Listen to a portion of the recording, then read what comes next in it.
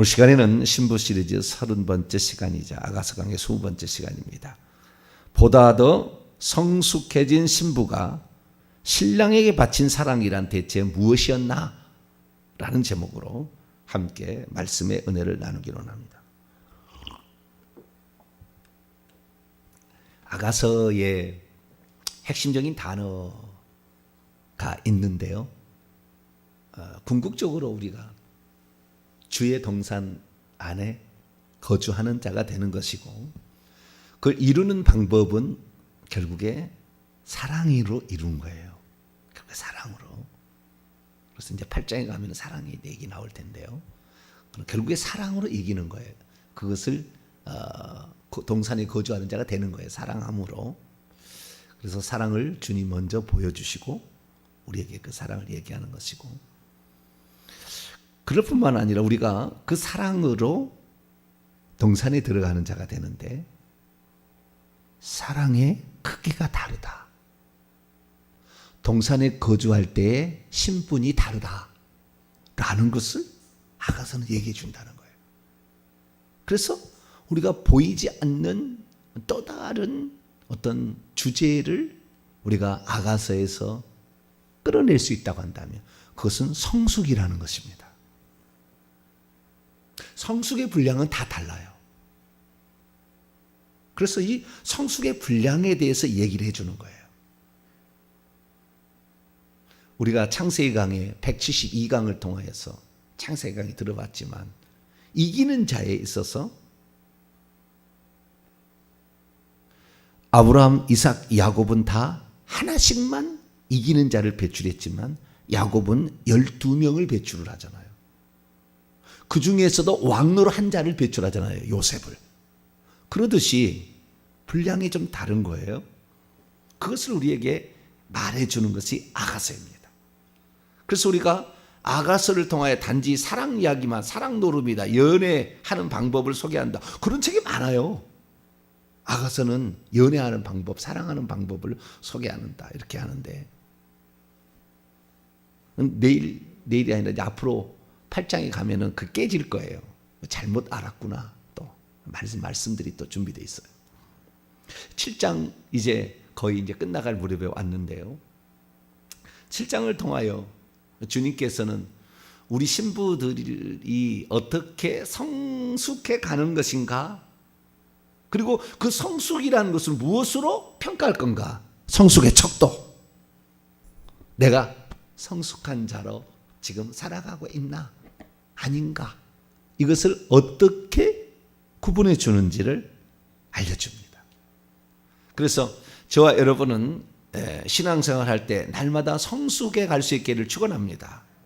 어린 아이에 머물러서는 안 돼요. 유방이 없는 처녀로 머물러서는 안 되는 거예요. 8장에 가면 나오는 거지만 우리는 성숙해 가야 된다는 거예요.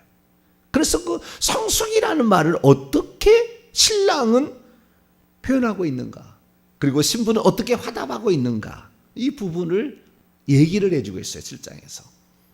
우리가 6장에서는 5장에서 신랑을 잃어버리고 다시 찾게 되었을 때에 6장에서 당당한 신부라고 신랑이 얘기해 주고, 그는 마하나임의 춤을 출 수 있는 자다. 철야 기도를 통하여 승리의 축배를 들을 수 있는 여인이다 라고 그를 칭찬해 주지 않습니까?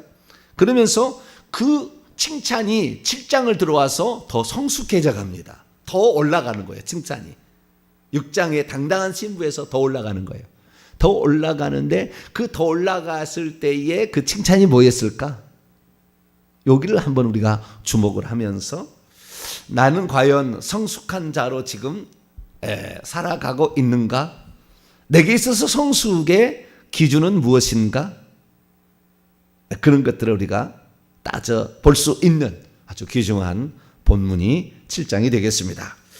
7장은 아직도 이게 이제 누가 얘기했는지 모르는 부분이 7장을 파악을 하려면 크게 두 부분으로 나누죠. 7장 1절에서 9절까지는 신랑이 신부의 아름다움을 얘기했을 거다라고 일반적으로 추측이 되어지고요. 10절부터 13절까지는 신부의 화답, 신부가 신랑에게 나는 이런 걸 드리고 싶어요. 그 드리고 싶은다는 것이 사랑을 드린다는 거거든요. 네.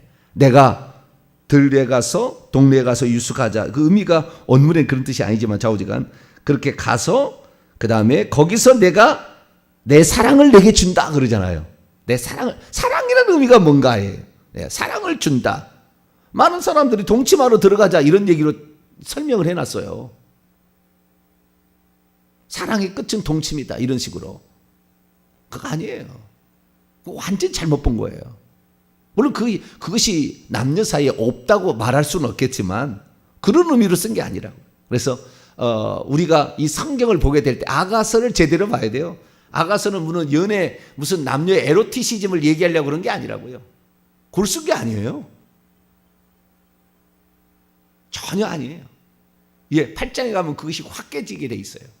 정확히 보지를 못해서 그냥 그런 식으로 표현을 하는데요. 그래서 그 여자가 당신이 나를 이렇게 생각하는데 내가 주님께 내가 당신이 이걸 드리고 싶다는 거예요. 나도 당신에게 드리고 싶다. 그리고 보여주는 것이 증표가 있어요. 사랑의 증표죠. 그 사랑의 증표가 뭔가 이것을 말해주고 있습니다. 그런데 논란이 되는 부분은 7장 1절에서 9절까지 말씀 가운데에 신랑이 신부를 칭찬하는 그 내용이 1절부터 9절까지 나오기는 나오는데 9절에서 중간에 보면은 그 문단 표시가 달라지잖아요. 그죠? 그래서 9절 그 부분부터 여자가 얘기했을 거라고 수정은 됩니다. 그러니까 9절 상반절까지는 신랑이 얘기했을 거라 이렇게 얘기하는 거예요. 정확히 말하면. 1절부터 9절 상반절까지가 신랑의 얘기인데 그 신랑의 얘기를 보게 되면 두 부분으로 또 나눠져요. 1절부터 5절까지를 보면 1절 발에서 시작해서 머리까지 발에서부터 쭉쭉 올라와요. 발에서 널쩍다리, 배꼽, 허리, 유방, 목, 눈, 코, 머리 털까지 올라옵니다. 그렇죠? 아래서부터 위로 올라가는 그러한 경로로 그 칭찬을 해주는 10가지입니다. 총 읽어보면 10가지 얘기해요. 10가지. 신랑을 잃어버려서 찾으려고 할 때 자기 못 찾으니까 예루살렘의 딸들아 내가 병이 났다. 신랑이 어디 있거든 내가 병이 났다고 좀 얘기해달라. 내가 잘못했다. 그러면서 그 회개하는 모습이 나오는데 그때 예루살렘의 딸들이 말하잖아요. 네가 좋아하는 사람이 다른 좋아하는 사람보다 뛰어난 것이 뭐냐? 그럴 때 내 신랑은 이런 자입니다. 10가지를 얘기하거든요. 근데 그 10가지는 거꾸로 돼 있어요. 자, 5장 10절부터 16절까지인데 그 중에서 10절은 이제 전체에 대한 묘사고요. 희고도 붓다. 그분은 죄가 없고 그러나 우리를 위해서 피 흘려 죽으실 분이다 라고 얘기하고 만인 존재하는 모든 사람 위에 뛰어난 만물보다 먼저 나신 자 으뜸이요 모형이요 전형이다 이렇게 얘기를 하고 1절부터 16절까지 얘기하는데 머리부터 시작해요. 머리, 머리털, 눈, 그 다음에 뺨, 입술, 손, 그 다음에 다리, 그 다음에 입 이렇게 되는데요. 입은 좀 엉뚱합니다만은 이것은 전체를 표현하는 어떤 표현이에요. 그래서 이 머리부터 시작해가지고 다리로 끝나는 거거든요. 그러니까 우리 주님을 우리가 얘기할 때는요. 머리부터 그러니까 뛰어난 것부터 얘기를 해야 되는 거예요. 뛰어난 것부터. 뛰어난 것부터 우리가 주님은 이런 분이다. 아주 만인 가운데 으뜸이다. 처음에 그냥 쉽게 말해서 그냥 빵 때리는 거잖아요. 이거 그 문학으로 해서 두 갈씩 구성이에요. 두 갈씩. 쫙 미갈씩 가서 끝에 가서 얘기하는 게 아니라 끝에 가서 이러니까 이렇다 이렇게 얘기하는 게 아니라 쫙 이렇게 이렇다 이렇게 얘기하는 거라 이렇게 하는 거잖아요. 이렇게 신부가 얘기했는데 신랑은 아래서부터 얘기를 해줘요.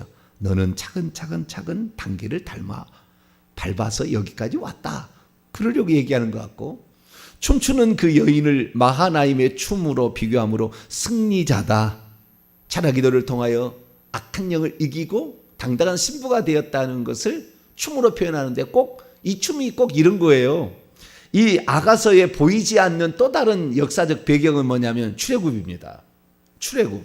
에덴 동산하고 출애굽이 두 번 나오는 거예요. 보이지 않는 속의 그 내용이 에덴 동산에서의 탄생과 타락의 과정을 여기에서 회복의 과정을 설명하고 있고, 뿐만 아니라 우리가 애굽 땅에 들어가서 노예 생활을 하고 있던 의붓 오빠에게 노예 생활처럼 고된 노역을 하고 있는 그들을 건져내는, 바이트 은밀한 곳에 무서워서 바로의 채찍이 무서워서 고통받고 있는 그들을 구출해낸다는 그 또 다른 또 그 스토리가 여기에 또 하나 들어있어요. 네, 또 다른 스토리가 들어있는데, 그때에 이스라엘 민족이 애굽으로부터 완전히 해방되는 것은 출애굽이 아니었어요. 출애굽해서 홍해를 건널 때에 이스라엘의 400성 병거와 그 다음에 그 바로의 군대가 오잖아요. 세계 최강의 전차 부대하고 오는데 그 홍해에서 수장이 됩니다. 그 원수가 완전히 멸함을 받을 때, 그때에 출애굽기서 그 15장 읽어보게 되면 그 미리암이 여인들과 함께 춤을 추는 장면이 나와요. 그 다 죽어버리고 자기들이 이게 이겼다 할 때 소고를 치며 춤을 추는 여인들과 함께 춤을 추는 그런 장면이 나오거든요. 그 똑같은 배경이 마하나임의 춤과 이게 연결돼 있어요. 그러니까 그 승리의 그 승리자다, 너는 이기는 자라는 표현을 꼭 그 미리암이 춤을 추며 이렇게 신부들과 함께 이렇게 춤을 추는 장면으로 표현을 해놓은 거예요. 그러니까 보이지 않는 그 구약의 하나님이 이루신 역사들을 배경으로 깔고 족장들의 이기는 자가 되었던, 야곱이 이기는 자가 되었던 결정적인 것이 그 야복강의 마하나임이었다라는 사실을 얘기를 해주는 거죠. 이렇게 얘기를 해주면서 가고 있어요.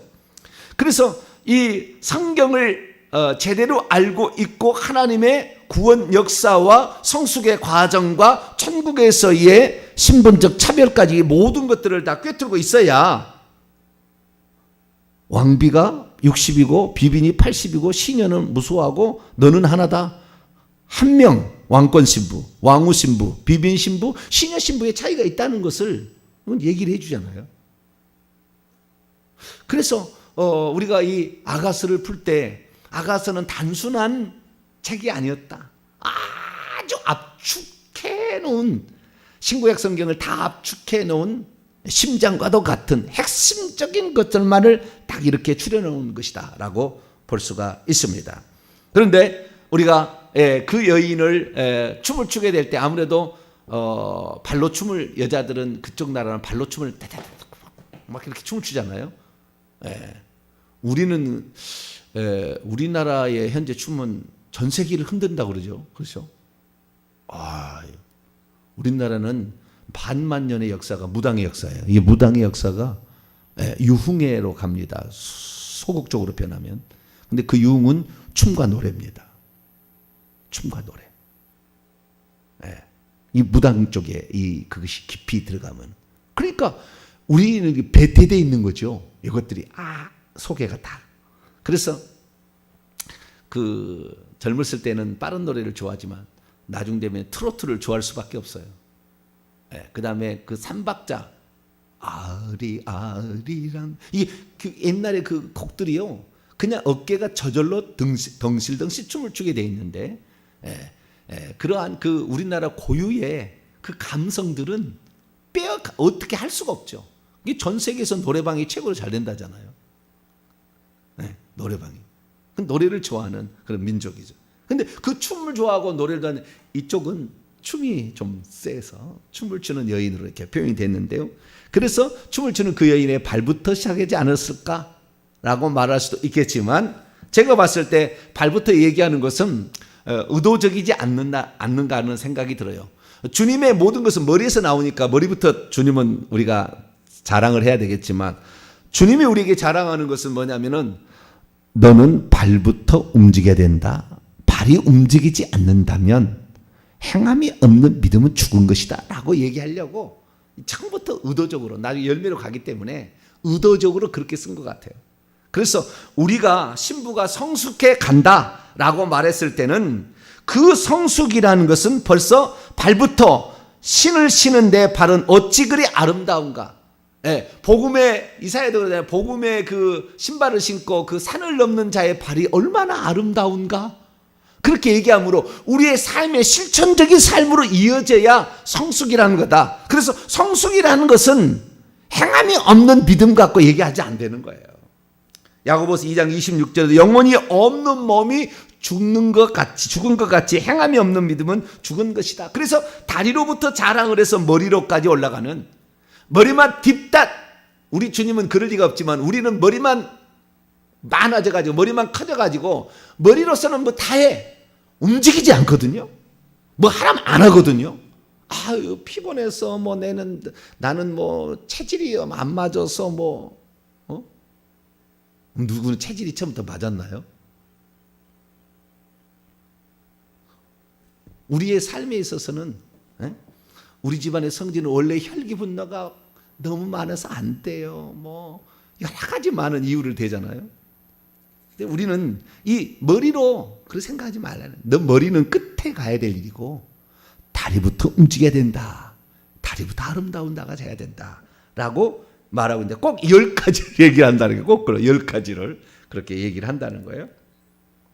그런데 이 10가지가 귀한 자에 따라라고 시작하잖아요. 처음에.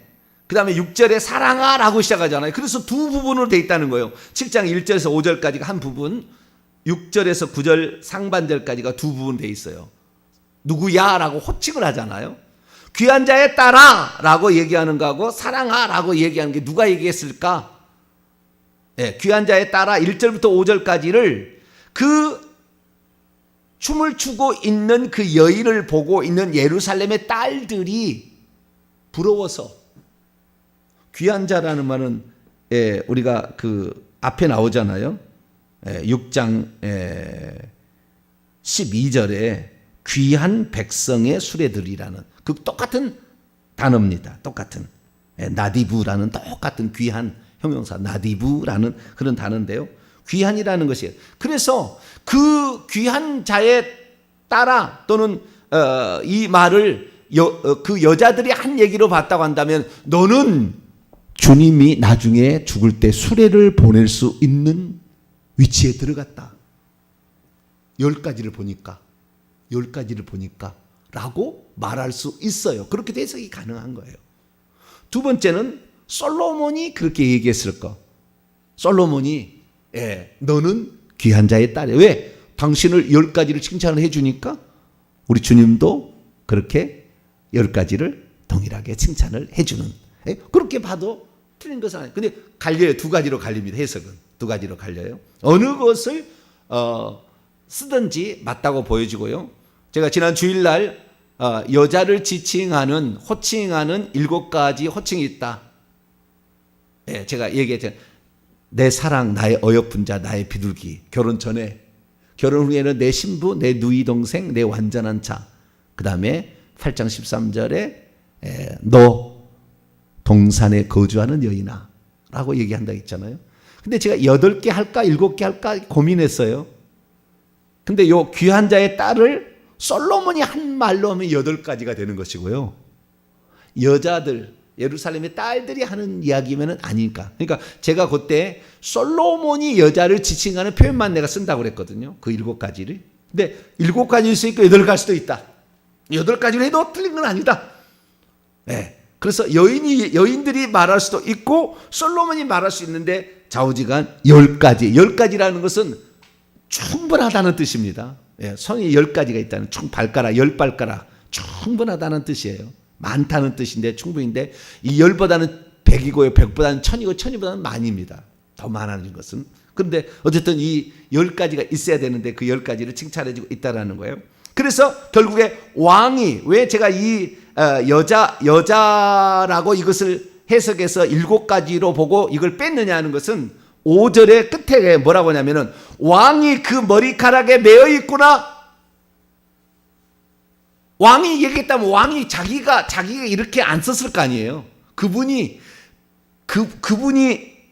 너의 그 아름다움에 매료되어 있구나라고 자기가 자기 왕이라고 자기를 그렇게 안 쓸 거 아니에요. 여자들이 왕이 그래서 왕이 네 머리 너의 그 머리카락에 완전히 너의 완전히 그 아름다움에 그냥 매료되어 있구나 라고 말하는 것 같아서 저는 아무래도 이것을 솔로몬이라고도 할 수도 있고 아니라 뭐 본인이 그렇게 얘기할 수도 있겠죠. 문학 작품이니까 또 그렇게 얘기할 수도 있겠지만, 그래서 두 가지 가능성이 있어서 저는 귀한 자의 딸을 솔로몬이 신부를 지칭하는 호칭으로 쓸 수도 있고 안 쓸 수도 있다. 그래서 제가 지난 주일날 이것은 제가 말하진 않았지만 그럴 가능성도 있어요.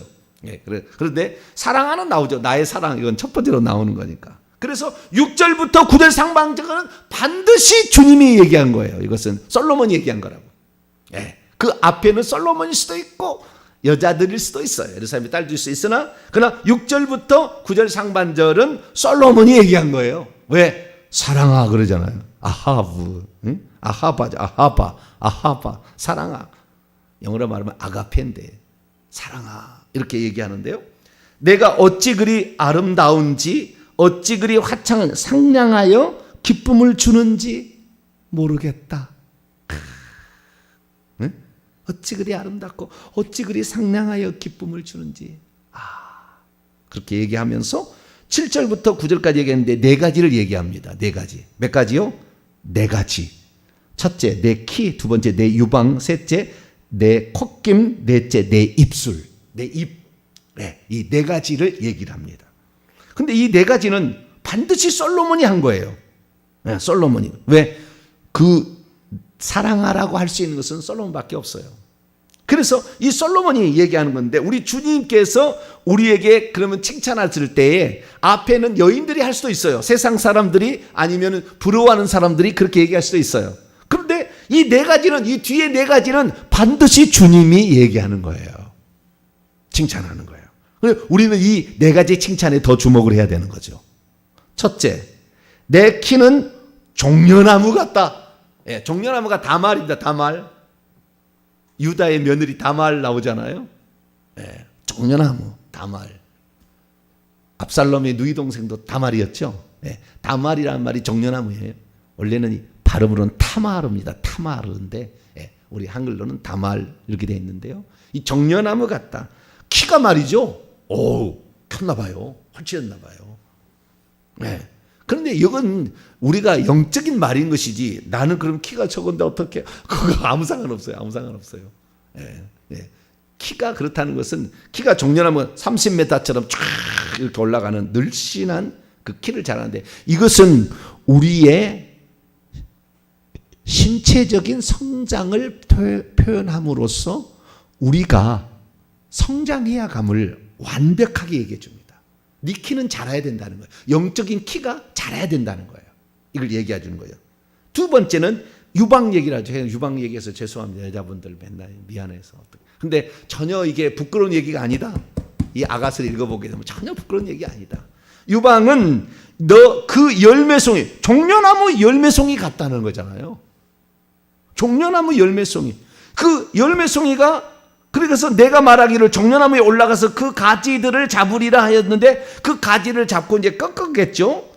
근데 그 유방을 두 번째 하나 더 표현하는데 포도송이 같다도 표현했어요. 그러니까 종려나무 열매 송이 같기도 하고 포도송이 같기도 하다 이렇게 얘기했어요. 자, 제가 사진을 준비해 왔는데요. 종려나무, 대추야자나무라고 하잖아요. 쭉 올라가서 그다음에 마지막에 이파리 쫙 나면서 거기에서 열매가 매년마다 이렇게 열리는 거 아니에요? 아, 저거 하나만 따도, 네? 한 송이만 따도, 한 송이로 이렇게 남자가 못 들어요. 이 한 송이를 얼마나 많이 있는지. 근데 그것이 이제 말리게 되면 오른쪽까지 해서 수출을 해서 우리나라도 종려나무 인터넷에 그 주문하면은 이렇게 포장돼서 다 팔아요. 이것을 그 나라 사람들은 꿀이라고 한답니다. 젖과 꿀이 흐르는 땅이라 할 때 그 꿀이 그 꿀송이 꿀이 아니라 요 꿀이었다라고 얘기하는 학자들이 많아요. 라피들이. 꿀이라는 말이 그렇게 달아요. 그래서 이 종려나무인데 어마어마하게 달렸죠. 그러니까 이 유방이 종려나무 같고 얘기했는데요. 그런데 유방을요, 그 앞에 10가지로 칭찬하는 여인들의 칭찬이라고 보았을 때 3절을 보게 되면 네 두 유방이 두 개, 여기는 암사슴의 쌍둥이 새끼처럼 아주 작은 유방이죠. 새끼. 예, 그래서 여기에서는 여자 유방이 적다고 얘기하는데 이 주님이 바라는 성도의 주님이 바라는 성도의 유방의 상태는 종려나무 같고 종려나무 열매 송이 같고 저 종려나무 송이 같고 그 다음에 두 번째 여기는 엔게디에 제가 포도나무를 제가 가져왔는데요. 엔게디에 있는 포도나무예요. 엔게디의 포도나무. 그 엔게디의 포도나무에 송이 같고 여기도 엄청나잖아요. 그렇잖아요. 그래서 열매가 아주 중요한데 주님은 우리를 결국에 열매로 판단하시는 거예요. 성숙의 끝은 성장해야 되는 것은 열매로 판단한다는 거예요. 얼마나 많은 것을 유방을 저주로 양육한다는 의미예요. 결혼할 수 있다는 의미고. 그러니까 결혼해서는 자식을 낳을 수 있다는 거잖아요. 나만 간신히 턱걸이로 천국 가는 것은 아니에요. 성숙이. 누군가를 도와야 되는 거죠. 기도를 해줘야 되는 거죠. 그래서 젖을 먹일 수 있어야 되는 거죠. 근데 그것이 엄청나게 많은 것이 주님이 바라는 거예요. 그래서 요구에 따라서 천국에서 상이 다르는 것이고 분량이 다르는 거죠. 네. 그래서 두 가지 비유를 하는데 결국에 열매 송이 같고 그 다음에 포도송이 같다 이렇게 얘기를 한다는 것입니다. 그리고 내 콧김은 사과고기 같고 좀 밑에 넘어가게 되는데 나중에 그 하나 이제 더 나는데 석류나무 얘기도 해요. 그 석류나무는 이제 그 신부가 10절 이하에 들어가 보면 12절에 보면 그 자기가 동산 안에 포도원을 갖고 왔는데 개척을 했어요. 개척했는데 신랑을 데리고 가려고 그래요. 거기에 포도나무에 올문에는 포도나무에 움이 돋았는지 꽃술이 피었는지 석류나무들의 꽃이 피었는지 보러 가자고. 거기서 내가 너에게 사랑을 준다고 그러거든요. 네. 여기는 석류나무로 또 표현이 됐어요. 포도나무, 석류나무를 키우는 거예요. 여러분 천국에서 우리가 중요하게 여겨야 될 게 뭐냐면 우리가 이 천국에서 있는 그 나무와 식물이 뭔지를 알아야 되는데 자 넘어가 봐요. 4장 천국의 그 잠근 동산 그 동산에 나는 게 13절 14절 그 동산에서 나오는 것이 뭐냐라고 이렇게 표현을 해놨어요. 13, 14 읽어봅시다. 시작. 내게서 나는 것은 석류나무와 각종 아름다운 과수와 고베라와 나도풀과 나도와 번홍아와 창포와 개수와 각종 유향목과 몰약과 침향과 모든 귀한 향품이요. 딱 세 가지예요. 열매 맺는 나무예요. 다.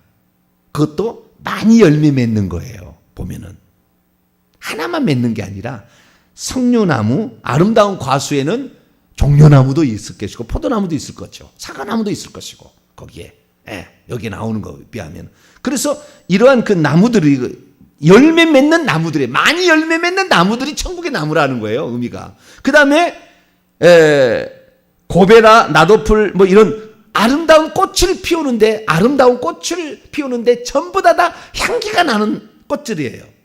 그 다음에 뒤에 가면 향료예요. 그러니까 천국에는 아름다운 열매 맺는 실과들과 그 다음에 예쁜 꽃들과 그 자체가 예쁜 꽃들과 그 다음에 향기가 나는 것으로 있어요. 그래서 저 좋은 낙원 이르니 그 화초는 아름다운 그 향기를 풍긴다. 아까 우리 찬송처럼 우리가 그 천국에는 향기로웠고 꽃이 가득하고 열매가 중요하다. 열매가. 그런데 이 열매를 보여준다고 하는데 그 열매를 뭐라고 얘기했냐면은 포도나무에 우미 돋았는데 포도는 안 가져왔습니다. 아까 있어서 포도가 아주 작다는 거예요. 지금 이제 커나가는 상태를 보여주는 거잖아요. 그리고 그 다음에 저 석류나무를 보여주는데 원래 석류나무는 저 지금 왼쪽에 있는 것은 노란색이잖아요. 약간 노란색. 근데 다 익으면 저렇게 루비색으로 바뀝니다. 그래서 루비가 첫 번째 나와요. 보석에 루비 보석이. 왜? 주님이 원하는 것은 이 빨간 아네모네 백합하고 똑같은 걸 얘기하거든요. 그 주님에 대한 일편단심, 항상 뜨거운 사랑, 식어지지 않는 사랑을 이렇게 얘기를 해서 그런데 저 안에 보면 석류나무 안에 엄청인데 석류나무가 나중에 또 제가 석류나무 딱 보여드릴게요. 꽃부터 시작한 것을 과정을 제가 쫙 준비해 놓은 게 있어요. 어떻게 하는 그건 나중에 보여주고 저 오늘은 저 석류나무 안에를 보자는 거예요. 안에.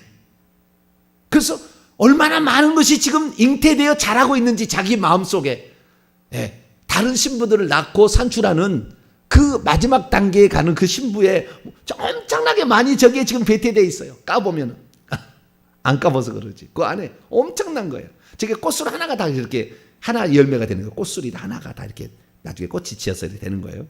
근데 저렇게 엄청나게 많은 것들이 있다라는 것을 말해주고 있다는 겁니다.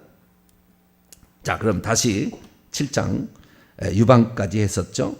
8절에 하반절에 내 콧김은 사과 냄새 같고, 얼마나 사과를 많이 먹었으면 콧김에서도 사과 냄새가 날까요?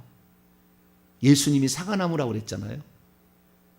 2장 3절에 예수님이 사과나무, 사과나무 아래에서 너를 깨웠다 얘기하므로 그 생명나무를 예수님이 지칭하는 건데, 내 콧김은 사과 냄새 같고 내 입은 포도주 같고, 나중에 8장에 가면 또 포도주 나와요. 그 포도주, 주님의 잔치는 포도주입니다. 요한복음 2장에 가나 혼인잔치에 포도주 떨어지면 잔치가 안 되는 거예요. 예수님께서 성찬식 때 이 포도주를 내 하나님의 나라에 먹을 때까지 다시 먹지 못할 거다. 잔치를 포도주로 표현합니다. 잔치의 기쁨.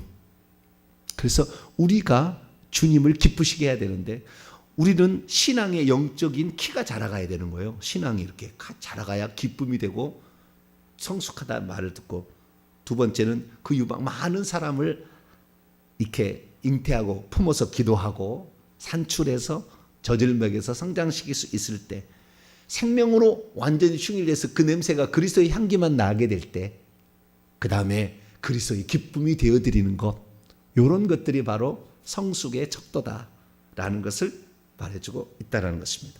그리고 10절부터 13절까지는 이제 자신이 그 신랑을 이렇게 보여주고 싶은 대로 가는 거예요. 보여주고 싶은 거지. 시간이 다 됐기 때문에 이것은 오늘 저녁에 또 계속 하겠습니다. 우선 여기까지 보면 하나님께서 우리에게 바라는 것이 뭔가라는 것일 때에, 우리는 실천적인 것이 없을 때 주님으로부터 성숙했다 얘기 안 된다는 겁니다. 말만 하고 자빠져 있는 거, 생각만 하고 나는 회개하는 자가 되겠지, 회개 안 하잖아요. 그리고 나는 회개하는 자래, 회개하고 있대. 회개하는 교회 다니니까 나는 회개했을 거라. 회개한다고 마음 먹는 것과 실제 회개 기분으로 기도하고 있느냐는 다른 거예요. 다른 겁니다. 완전히 입술로 나불나불한 사람이 꽉 찼어요. 다 나는 교회 나왔다는 거잖아요. 그거 아닙니다. 주님은 발부터 보신다는 거, 성숙의 척도를. 그리고 주님께서 이 네 가지 사실을 통하여 우리를 달아본다는 거. 결국에 열매예요, 열매. 향기와 열매잖아요. 아름다움이잖아요. 똑같은 천국의 동산에 열매와 꽃의 아름다움, 열매 맺는 과목과 꽃의 아름다움과 향기잖아요. 향품. 이 세 가지잖아요.